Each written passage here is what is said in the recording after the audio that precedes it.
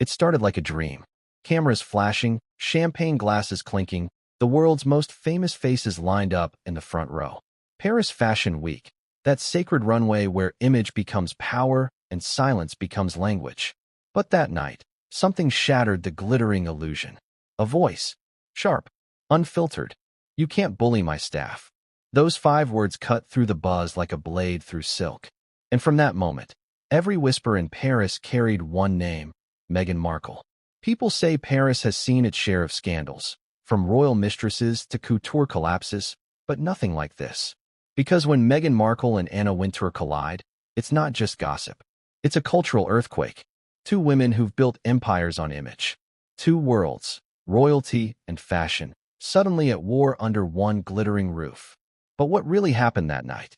Why did Anna, the woman known for her legendary composure, lose it so publicly? And how did Meghan end up being the one everyone blamed? Before we continue, please hit the like button, subscribe to the channel, and turn on the notification bell for updates. The story begins hours before the shouting. Meghan's return to Paris had been months in the making. Her appearance was supposed to be a comeback. Elegant, untouchable, sophisticated. Dressed head to toe in a white Balenciaga ensemble that screamed control, purity, perfection. But beneath the surface, insiders said something felt off. Too staged, too forced, too desperate to reclaim relevance. From the moment her car rolled up to the venue, the energy shifted. The flashbulbs turned. Security scrambled. Staff members looked tense. One witness said, "It was like a presidential motorcade, not a celebrity arrival." The streets outside Balenciaga's venue buzzed with murmurs. "She's here. Meghan's here." But as her limousine door opened, something strange happened. The crowd didn't cheer. They watched, studied, waited for a move, and Meghan delivered one. She looked straight into the cameras, smiled faintly, and lifted her chin, as if the city itself should bow back. Inside, the atmosphere was icy. Paris Fashion Week isn't Hollywood. It's quieter, sharper, built on old hierarchies and unspoken respect. Every designer, every editor, every seat holds history. Meghan, still wrapped in her royal narrative, walked through it like a spotlight that refused to dim. The staff ushering guests whispered to one another, glancing nervously as her security blocked photographers, rearranged chairs, even questioned seating assignments. To them, this wasn't confidence, it was chaos. And somewhere in the front row, watching through her signature sunglasses, was Anna Wintour, the high priestess of Vogue, the woman who can make or end careers with a raised eyebrow. She didn't flinch, didn't speak, but witnesses said her posture stiffened the moment Meghan entered. The tension was invisible, yet palpable, like static in the air before a storm. Anna had always respected control, precision, grace under pressure. Meghan, on the other hand, had turned emotion into strategy.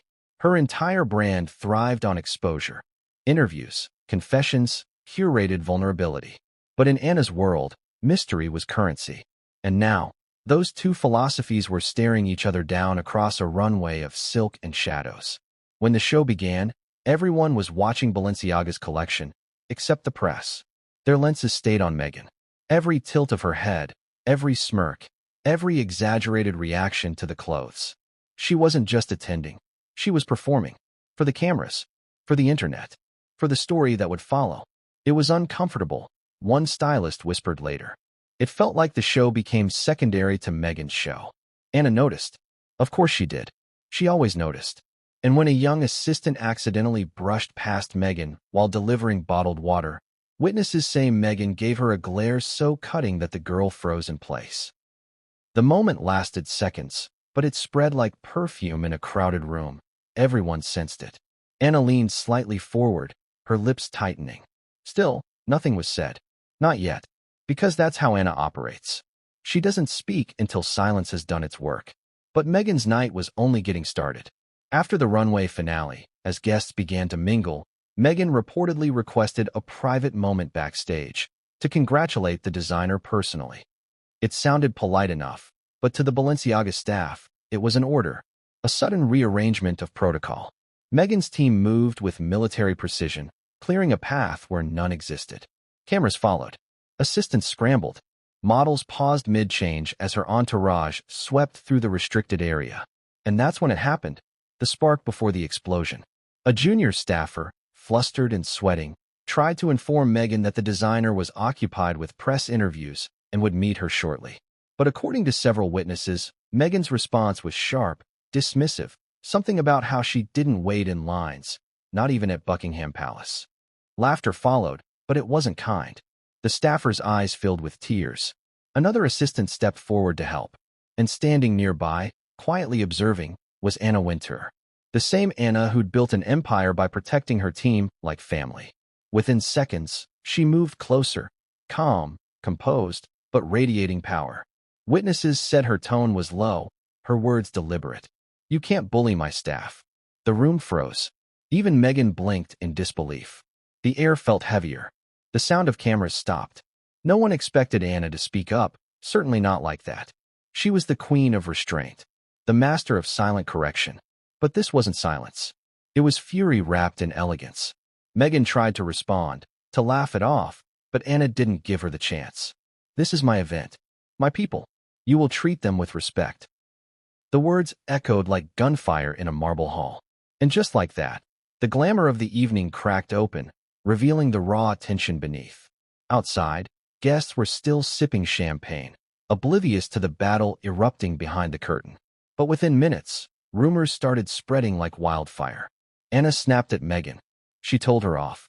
It was bad. By the time Meghan re-emerged, her expression had changed, the trademark smile gone, replaced by tightness around her eyes. The cameras caught it. They always do. Her departure was faster than expected. She didn't linger for interviews, didn't pose for after-show photos. Her team ushered her into a waiting car, and for a few moments, the chaos subsided. But inside that car, Meghan reportedly asked one of her aides a chilling question. Did anyone film that? The answer, as the world would soon find out, was yes. That moment, the confrontation no one was meant to see, would soon leak online. A single clip that would ignite headlines, spark global debates, and permanently alter Meghan's standing in the fashion world. But that's where the story turns from whispers to war. Because if Paris Fashion Week exposed cracks in Meghan's image, what came next would break it wide open. Anna Wintour's words weren't just a reprimand. They were a declaration, a line drawn in the sand between old-world authority and Meghan's self-made kingdom of spectacle. And as the lights dimmed on that Balenciaga stage, no one, not even Meghan, could have predicted how deep that line would cut. Because behind the elegance, behind the perfect white dress and curated smile, something had shifted. A door had quietly closed. And in the fashion world, when Anna Wintour closes a door, it never opens again. But this was only the beginning. Because the Real explosion didn't happen backstage, it happened online. And when that 30-second clip hit the internet, the story would spiral beyond control, dragging everyone. Meghan, Anna, the royal family, even Paris itself, into a storm of power, pride, and payback. But how did that clip leak? Who was behind it? And why did some say the voice in the background wasn't Anna's at all, but someone else entirely? That's where the story takes its darkest turn. And what comes next would change everything, and no one saw it coming. The first warning sign came before Meghan even stepped into the venue. A strange ripple of tension spread through the crowd outside the Balenciaga show. It wasn't the usual buzz that surrounds a celebrity entrance. It was sharper, colder, laced with unease. Security guards whispered into earpieces. Guests waiting at the door checked their phones, murmuring. A staff member, barely in her 20s, rushed by clutching a clipboard and muttered under her breath, "She's on her way." The tone wasn't excitement. It was dread. Because when Meghan Markle arrives anywhere, she doesn't just attend, she dominates. Cameras tilt, schedules shift, and for everyone else, the rules change. But in Paris, where tradition and protocol run deeper than any spotlight, this kind of disruption is not a show of power. It's a declaration of war. Her convoy appeared like a royal procession, a black limousine flanked by tinted SUVs. Doors slammed. Flashbulbs popped. Out stepped Meghan, draped in pristine white, chin tilted just enough to say she knew every lens belonged to her. To the crowd, it was pure theater. To those who worked behind the scenes, it was the beginning of chaos. A journalist near the entrance whispered, "Anna's already inside. She's not going to like this." Inside, The air smelled of tension and perfume. Rows of the elite, designers, editors, and critics, sat in quiet anticipation. The Balenciaga runway gleamed beneath the lights, an altar to couture precision. And in the very center, at the head of the front row, sat Anna Wintour. Impeccable, unmoved, watching. Every eye turned as Meghan entered the room. Her heels echoed against the marble floor. For a moment, the crowd didn't breathe. Paris has seen 1,000 icons grace its catwalks. Bardot, Hepburn, Moss. But there was something almost confrontational in the way Meghan carried herself. It wasn't presence. It was provocation. Her team moved quickly, whispering to attendants, adjusting camera positions, making sure her seat placement allowed maximum visibility. But there was a problem. One seat was already occupied. A seat that, according to the plan, belonged to Vogue's deputy editor. Meghan's staff quietly insisted on switching. The Balenciaga host hesitated. "That's Anna Wintour's arrangement," she said softly. "It's already confirmed." Meghan smiled, thin, rehearsed. "Then maybe she won't mind sharing the spotlight," she replied. That single line spread through the room like perfume. Heads turned. Phones lifted discreetly. And for the first time that night, Anna Wintour's sunglasses tilted down slightly, just enough for her to look directly at Meghan. The expression beneath was unreadable, but deadly calm. As the lights dimmed and the first model appeared on the runway, the tension didn't fade. It tightened. The show unfolded in silence, but every flicker of camera light seemed to find Meghan. She clapped too loudly, smiled too broadly, whispered to her assistant too often. The contrast was jarring. While others observed, she performed. While Anna remained a statue of composure, Meghan became movement itself. "Who is she performing for?" one editor whispered. Paris or herself? The answer was obvious. Meghan wasn't there to blend in. She was there to be seen. To reclaim an image she felt had slipped through her fingers after years of royal exile and public backlash. But the more she pushed for attention, the more the room resisted her. In a city where elegance is quiet, Meghan's every gesture screamed. Then came the moment that shifted everything. A young Balenciaga staffer, nervous and polite, leaned down to offer bottled water. Meghan turned her head slowly and said something that made the girl's smile falter. No one heard the full exchange, but they didn't need to. The look on the assistant's face told the story. Embarrassment. Hurt. A hint of tears. Anna Wintour noticed. She didn't react. Not yet. But those who've worked with her know. When Anna goes still, something is coming. The rest of the show continued, but the atmosphere had changed. Meghan's entourage whispered nervously. Anna sat perfectly still, hands clasped in her lap, her expression frozen behind those trademark glasses. The tension between them was silent, but it filled the room like thunder before lightning. When the final model walked off stage, applause erupted. Anna stood first, nodded once to the designer, and offered a faint smile. Meghan clapped too, but slower, deliberately. The audience watched as the two women walked in opposite directions, yet somehow, their paths were destined to collide. Outside the main hall, Meghan's team was already maneuvering her toward the backstage area. "She wants a private moment with the designer," one of them said. But the designer was already surrounded by press, Vogue photographers, and sponsors. The timing was off. The space was crowded. Still, Meghan pushed forward. That's when it happened again. The same young assistant who had offered her water stepped into the hallway, trying to redirect the group. Her voice trembled as she explained that the area was restricted until press rounds ended. Meghan paused, then tilted her head, eyes narrowing just slightly. "I'm sure they'll make time," she said. "They always do." The assistant hesitated, apologizing, but Meghan's tone hardened. "I'm not used to being told no." That was the sentence that would reach Anna. Someone whispered to the Vogue editor-in-chief, "She's backstage again. There's an issue." Anna excused herself from the group she was speaking with and walked briskly toward the corridor. People moved out of her way without being asked. When she arrived, the air in the hallway was charged. Meghan stood facing the assistant, her voice low but edged. The girl looked like she wanted to disappear. Meghan's aides stood behind her, unsure whether to intervene. Then Anna spoke. Calm, firm, lethal. "You can't bully my staff." The sound of her voice cut through the air like a blade. Everyone froze. For a moment, even Meghan was silent. Then she turned, forcing a smile. "Anna, it's a misunderstanding." Anna raised a hand slightly. No, it's not. I saw enough. Her tone never rose, but it carried authority that silenced the entire corridor.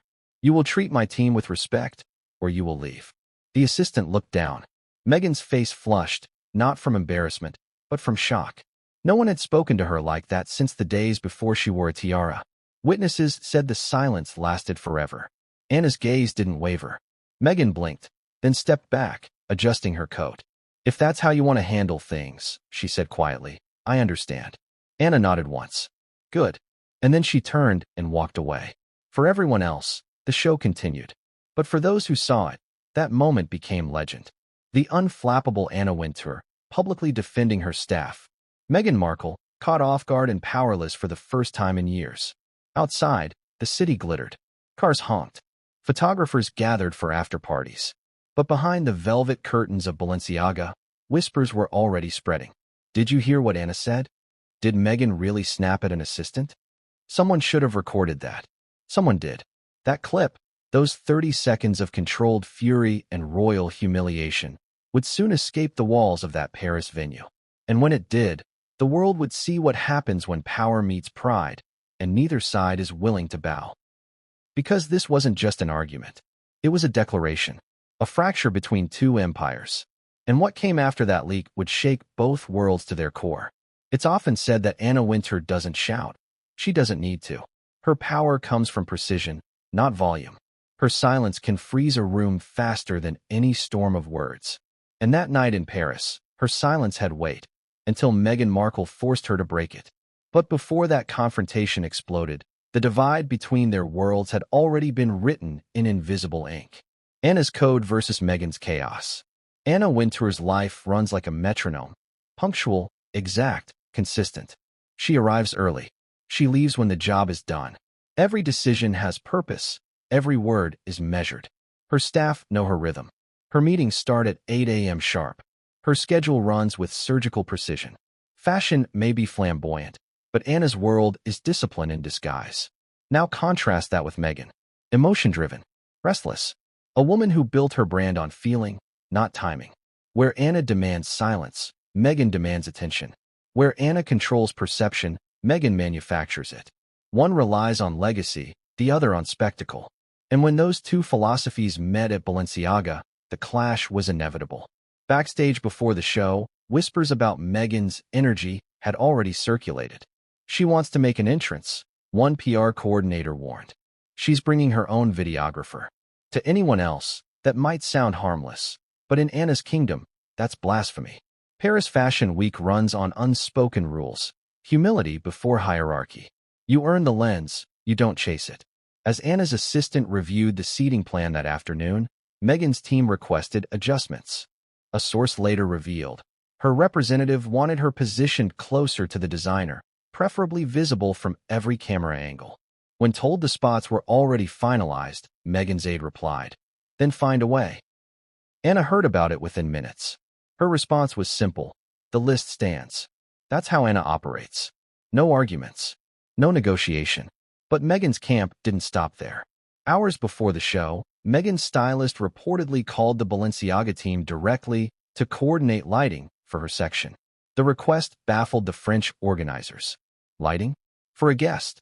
One producer laughed. This isn't a film set. Inside the fashion world, these small breaches of etiquette are everything.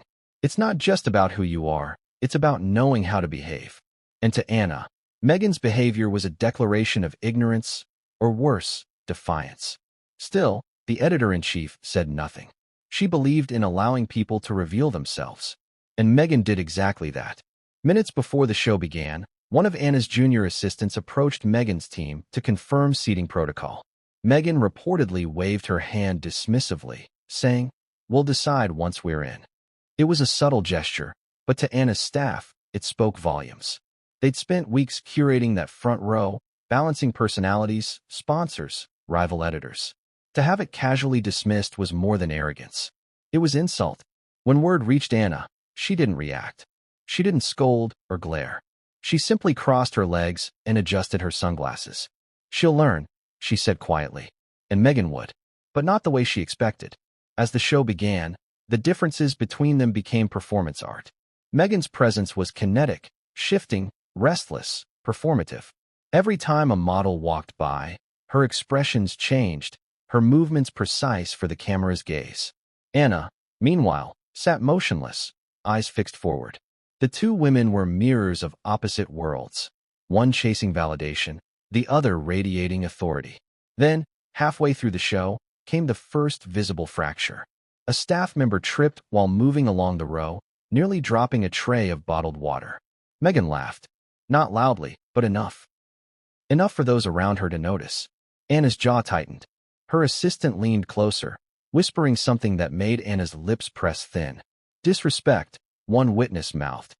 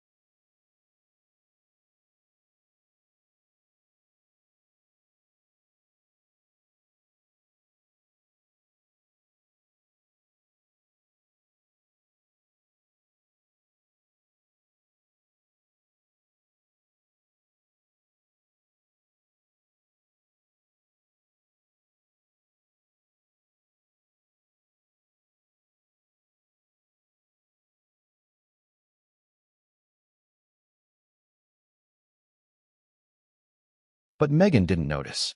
She was too busy adjusting her coat for the next wave of photographers. That single moment might have passed, had it not been for what happened next. When the final model walked, applause filled the room. Guests rose. Cameras clicked. The designer bowed. Anna stood, gave her signature nod of approval, and began to exit. It was then Meghan made her move.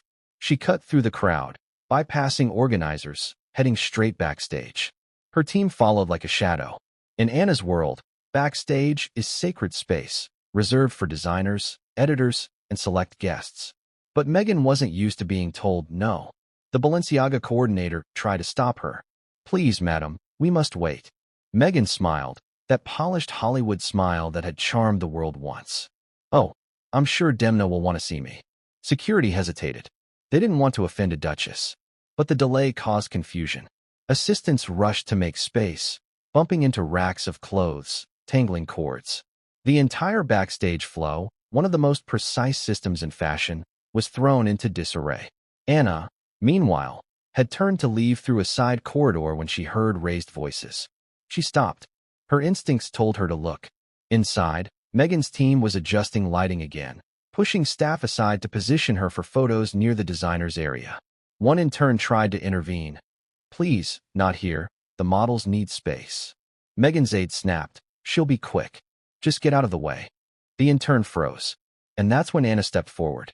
It wasn't loud. It wasn't dramatic. But in the world of fashion, it was seismic. "Enough," she said, her voice slicing through the tension. Everyone stopped. "This is not your set. You do not speak to my staff that way." Meghan blinked. "Excuse me." Anna took a single step closer, her expression unreadable. "You heard me. You're a guest here, not a director." The silence was electric. Meghan's entourage stiffened, unsure what to do. One whispered, "Anna, we didn't mean." Anna cut him off. "Then you'll apologize to her." She nodded toward the intern. The assistant looked terrified. Meghan hesitated, her pride warring with her image. Cameras could still be watching. Finally, she turned slightly and muttered, "Sorry if there was a misunderstanding." Anna's lips curled into something between a smirk and a warning. "Good. Let's keep it that way." She turned, motioning to her team, and within seconds, the corridor cleared. The message was clear. The Queen of Fashion had spoken. But something in Meghan's expression changed after that. For the rest of the evening, she smiled for the cameras, but her eyes were distant. Those who saw her leave said she barely spoke. Her team trailed behind her like soldiers retreating after a lost battle. Yet the war wasn't over.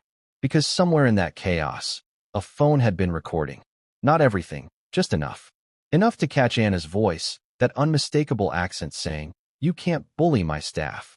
Enough to catch Meghan's shocked silence. Enough to light a match that would soon burn through both of their carefully curated worlds. And when that clip surfaced days later, people wouldn't just ask what happened. They'd start asking who leaked it. Was it a staffer loyal to Anna? A model tired of celebrity arrogance? Or someone much closer to Meghan than anyone realized? Because while Anna's kingdom thrived on control, Meghan's empire ran on exposure. And for the first time, exposure was about to turn against her. But that's the thing about power. Once it slips, it never comes back clean. And what was captured in that 30-second clip would set off a scandal no apology could contain. It wasn't loud. It wasn't dramatic. But the moment Meghan spoke those words, the words that turned an awkward silence into a full-blown firestorm, everyone in the room felt it. It began innocently enough. A light exchange. A staff member stammering nervously. A celebrity's patience wearing thin. But those who were there said it changed in an instant, like a gust of wind flipping a flame into an inferno. It started with a simple question from one of Balenciaga's assistants. "Madam Markle, would you prefer to wait in the private lounge while we prepare?" Meghan tilted her head. Her tone was sweet, but her eyes weren't. "Do I look like someone who waits?" she said quietly, and the assistant froze. There it was. The sentence that would ripple through the fashion world within hours. The sentence that said everything about how Meghan saw herself and how Anna saw her. Witnesses would later describe it as the moment the temperature dropped. The assistant tried to smile, apologizing for the confusion, but Meghan wasn't finished. "I was invited personally," she continued, adjusting her jacket, "and I expect to be treated accordingly." A few heads turned. Whispers fluttered, and standing a few feet away, Anna Wintour's right-hand aide took one discreet step toward her phone. Texting, maybe, or documenting. Either way, the warning reached Anna within seconds. She said what? Anna paused, halfway through a conversation with the designer's PR director. The woman who was known for her absolute calm had stopped speaking mid-sentence. That never happened. Within minutes, she was walking toward the back corridor, her heels tapping rhythmically against the marble floor. The closer she got, the quieter the air became. And by the time she turned the corner, the scene had crystallized. Meghan standing with her hands on her hips, the young assistant's eyes glistening, and the rest of the staff frozen like statues. Anna's voice sliced through the tension. "What's going on here?" Everyone turned. Meghan straightened her shoulders. "Nothing, just a little miscommunication." Anna looked at the assistant. "Did she say something to you?" The girl hesitated. "No, it's fine." Anna took off her sunglasses, slowly, deliberately. "That's not what I asked." Silence. Then the faint sound of Meghan's voice, calm, calculated. "Anna, I think there's been a misunderstanding. I didn't mean to upset anyone." Anna's expression didn't change. Her tone was soft, but her words carried weight. "You don't get to upset people and decide it's a misunderstanding." The assistant tried to intervene again, insisting it wasn't a problem, but Anna raised her hand. "It is a problem," she said, turning back to Meghan. "You can't bully my staff." The words were quiet, controlled, but they hit the air like thunder. That was the moment the energy in the room broke. Meghan blinked, as if processing what she'd just heard. For a second, she looked stunned. No one, not in Hollywood, not in London, had spoken to her like that in years. Then she smiled. But it wasn't the smile people knew. It was the tight, polite, dangerous kind. "Anna," she began, voice low. "I was simply trying to ensure things ran smoothly. You know how it gets with events like these." Anna's response was instantaneous. "Yes, I do. Which is why I hire professionals who know how to handle it." It was like watching a fencer land a perfect strike, elegant, silent, final. The assistant stepped back, nearly tripping over a clothing rack. The sound of shuffling fabric filled the silence.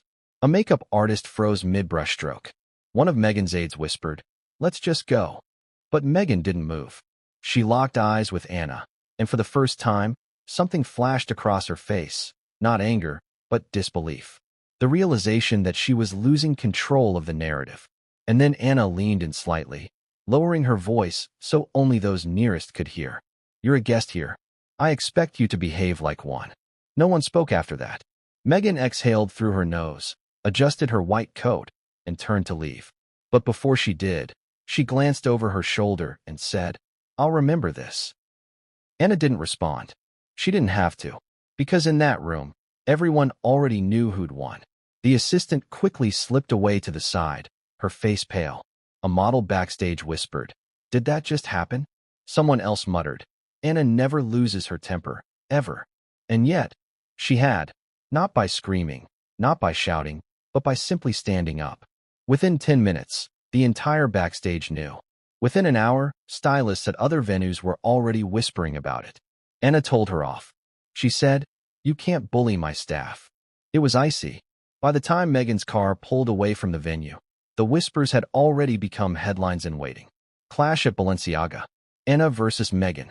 The showdown no one saw coming. But here's the irony.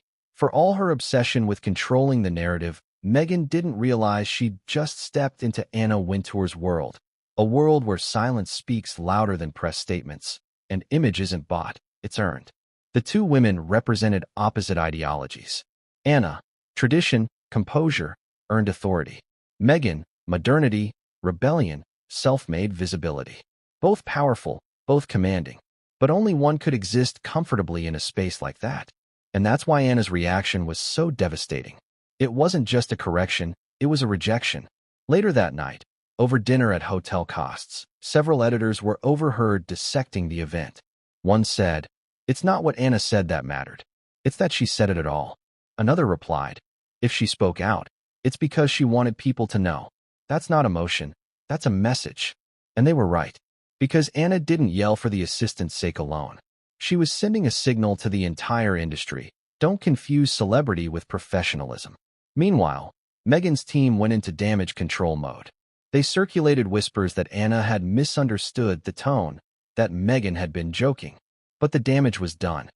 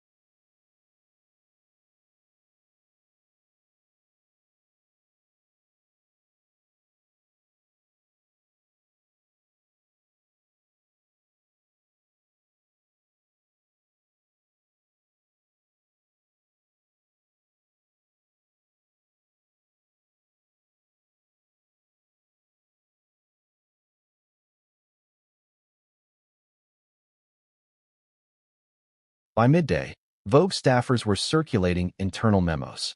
No comment on external narratives. One read, "Continue all scheduled operations as normal." Translation, Anna was aware, and she was already in control. Meanwhile, Meghan's PR team went into meltdown mode. Sources say her head of communications called an emergency meeting that lasted 6 hours. The goal? Suppress the leak, deny the authenticity, and shift the narrative before it spiraled further. But that's the thing about viral chaos. Once it starts, it feeds on itself. And this storm was now global. CNN ran the headline, "Royal versus Runway. Meghan Markle's Paris feud with Anna Wintour deepens after leaked audio." Fashion blogs picked it apart frame by frame, analyzing tone, cadence, and phrasing. AI experts were brought on TV to assess whether the audio had been digitally altered. But as one journalist put it, the truth doesn't even matter anymore. The image is set. Anna stayed silent. Completely silent. Not a word from Vogue. Not a quote, not even a denial. And that silence, that perfectly calculated absence of reaction, was louder than any statement Meghan could make. Because in fashion, silence isn't weakness. It's power. When you don't defend yourself, you tell the world you don't need to. But behind that silence, Anna's machine was moving. Quietly, strategically. Her allies in Paris, Milan, New York, the old guard of fashion, began to close ranks. Invitations started disappearing. Collaborations were postponed. Calls went unanswered. A publicist for a luxury brand whispered to a friend, "We were supposed to invite her to our gala." Vogue said it wasn't advisable. Vogue said, two words that carry more weight in the industry than any royal title. Meanwhile, Meghan tried to fight back. Her team leaked a series of paparazzi-style photos of her leaving a charity event days later, looking composed, smiling for cameras, embracing children. The captions painted her as unbothered and focused on positive causes. But online, people weren't buying it. Comments flooded in. "You can't rebrand kindness after calling Anna untouchable. This isn't damage control, it's denial." For years, Meghan had mastered the art of narrative. But now, she wasn't controlling it. She was reacting to it. And Anna? She was simply waiting. One insider told The Telegraph, "Anna doesn't destroy people publicly. She erases them quietly. Once she decides you don't belong in her world, you stop existing in it." That prophecy was about to come true. Because while Meghan's voice note was burning up the internet, another revelation was emerging, one that would expose not just a leak, but a betrayal from within. A journalist from Le Monde de la Mode, France's most respected fashion paper, published an exposé titled "The Balenciaga Betrayal." In it, they claimed to have traced the original audio leak, the one from backstage, to a source inside Meghan's own team. A junior aide, the same one who had been seen filming her during the show. The revelation hit like a bomb. This wasn't a random recording. It was orchestrated, prepped, set up. The article detailed text messages between the aide and a freelance fashion blogger. One line stood out. "You'll get your proof tonight. Just promise anonymity." Proof. That word said it all. The assistant wasn't a rogue actor. She was an insider who wanted the world to see how Meghan really behaved behind the cameras. And the blogger? A known contact of Anna Wintour's old protégé at Teen Vogue. Coincidence? Or chess? The more people dug, the clearer it became. This wasn't an impulsive moment caught by chance. This was a deliberate strike. Someone wanted Meghan exposed. And someone wanted Anna untouchable. When the exposé dropped, Meghan's reaction was reportedly explosive. Staffers at her Montecito home claimed she yelled for hours, accusing everyone of betrayal. Security was told to restrict phone access. Lawyers were summoned. But no matter how many threats flew, the story had legs. Her reputation, once polished, pristine, carefully choreographed, was now unraveling thread by thread. For the fashion world, the symbolism was brutal. Anna represented structure. Meghan represented disruption. And Paris had chosen its side. Still, one thing didn't make sense. If the aide leaked it, why risk everything? Why betray the most powerful woman she worked for? Days later, the answer surfaced. A new TikTok account appeared, anonymous, faceless, but confident. The bio read simply, "Truth from the inside." Its first post? A slideshow of screenshots allegedly showing Meghan's texts to her staff. Commands, criticisms, demands. "Fix this lighting. Tell them to move me closer to the designer. Don't let anyone film me from the left side." Each message added fuel to the fire. And at the end of the video, one sentence flashed in white text over black. "This is why I recorded her." Millions watched. Thousands commented. By the end of the week, the account disappeared. Deleted. Wiped clean. But the screenshots were already everywhere. Meghan's lawyers called them fake. Her supporters called it a smear campaign. But others, including people in fashion, quietly nodded. "This," one editor said, "is exactly how she behaves." And through it all, Anna remained silent. Her only public appearance was at a Louis Vuitton dinner days later, where photographers asked her directly about Meghan. She smiled slightly, adjusted her glasses, and replied, "I don't discuss distractions." Distractions. That word cut deeper than any insult. Because in Anna's world, Meghan wasn't a rival anymore. She was irrelevant. But Anna wasn't done yet. There was one more move to make. a strategic, surgical strike that would end the debate once and for all. And that move would arrive in the form of a Vogue statement. One so subtle, so cold, and so devastating that it would silence Meghan's camp completely. The statement appeared late one evening, not on Vogue's official Instagram, not on Anna's personal accounts, but in a carefully placed paragraph inside Vogue Business, the publication's industry-facing sister site. It wasn't front-page drama. It was insider policy, the kind of thing only professionals were supposed to read. But within hours, it would be dissected across the internet like holy scripture. The line was simple, almost sterile. Vogue remains committed to maintaining environments of respect, professionalism, and mutual accountability. Our collaborators are expected to uphold the same. That was it. No names, no direct references, no hashtags, but everyone knew exactly who it was about. Because in the fashion world, vagueness is a weapon, and silence, when wielded by Anna Wintour, cuts deeper than an accusation. By morning, every major fashion outlet had quoted it. A quiet but unmistakable message, wrote The Guardian.